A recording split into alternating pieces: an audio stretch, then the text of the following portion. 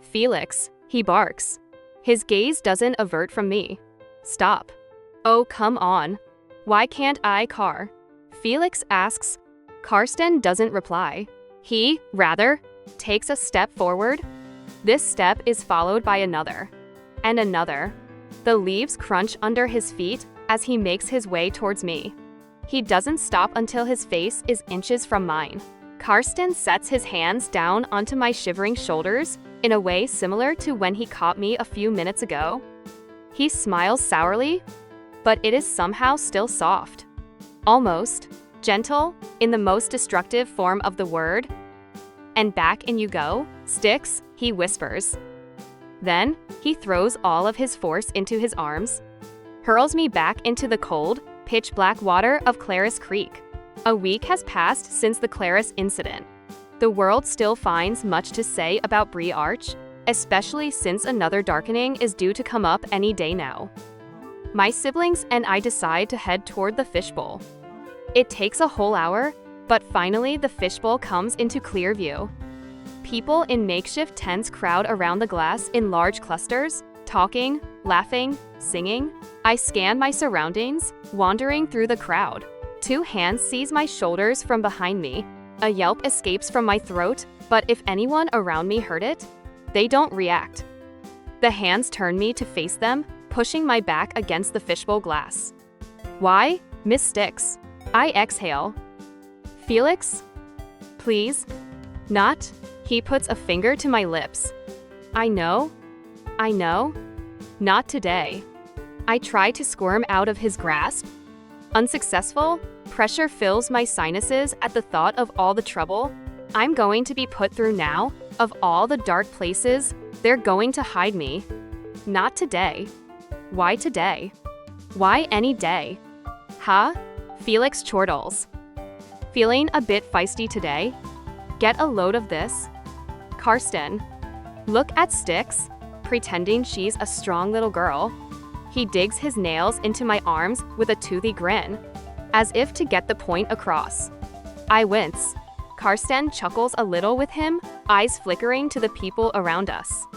They've begun to stare. Okay, he says. Come on, Felix. Felix shrugs his shoulders. Come on, what? You come on? Sticks shows up to the Fishbowl for the first time?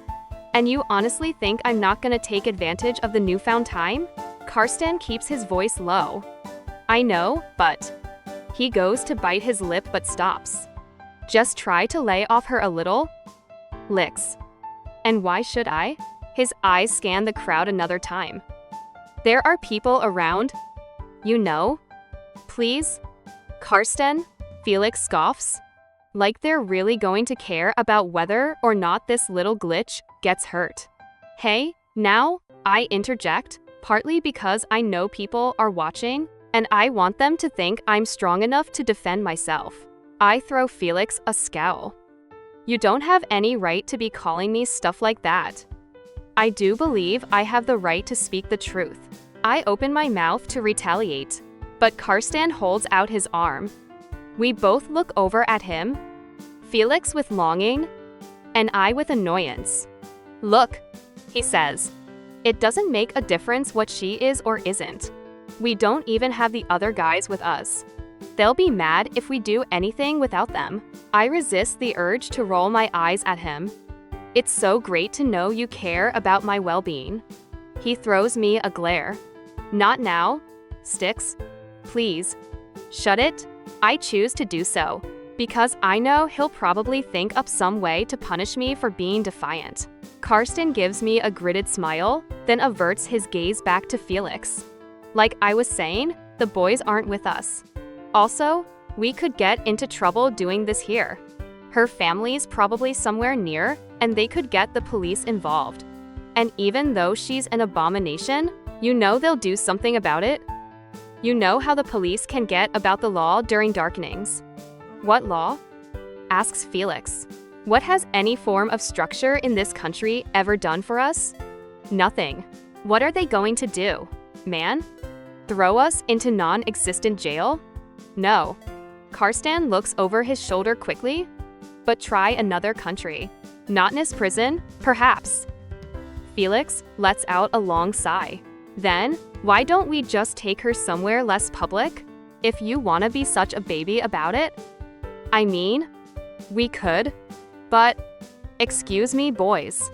Can I speak with the lady here? A pair of dainty hands are placed on their shoulders.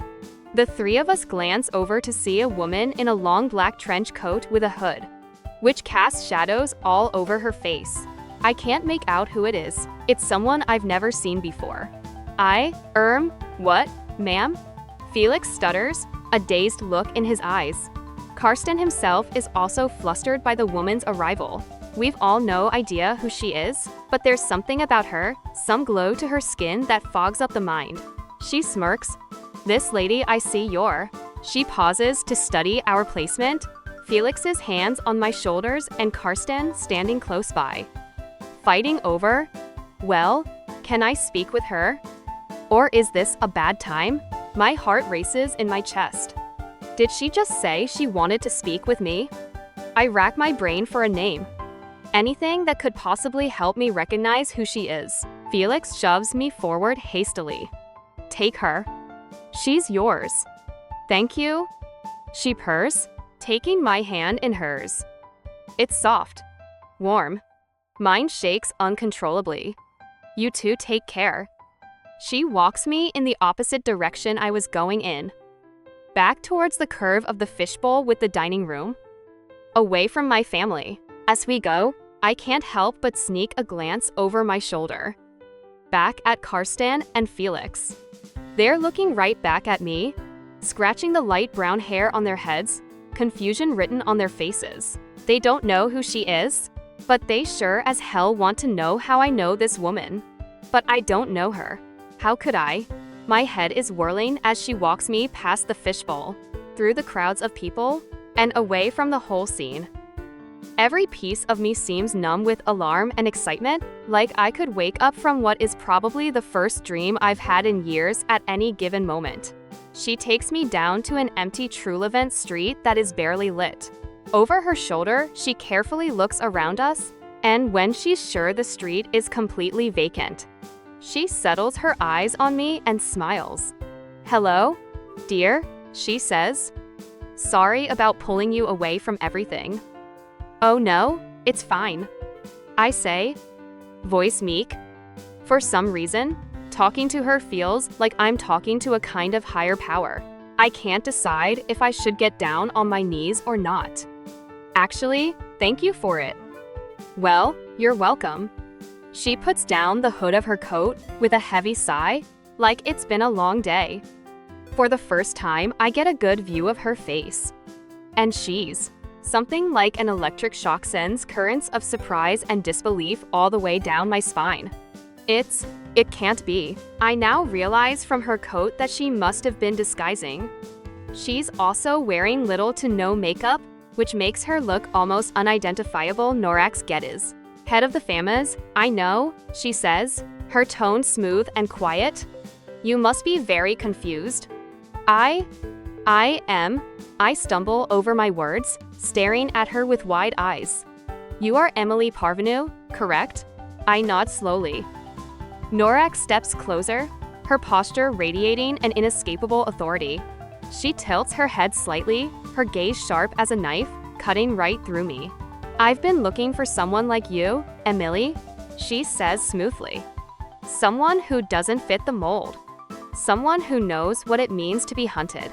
To be different in a world that demands conformity. I swallow hard, my mind racing. Why me? Norax offers a faint, mysterious smile that doesn't quite reach her eyes. She leans in, her voice dropping to an intense whisper that chills me to the bone. Because, Emilee, Brie Arch is dead. And the FAMOUX needs a replacement. The question is, are you ready to become the next member?